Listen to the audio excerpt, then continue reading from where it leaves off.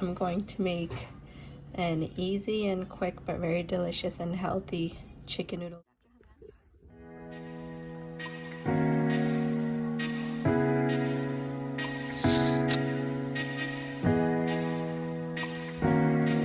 Store this half in the freezer if you want even. So you're gonna need some celery.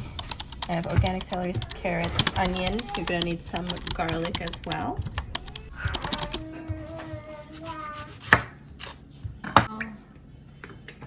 And a little bit of avocado oil as well.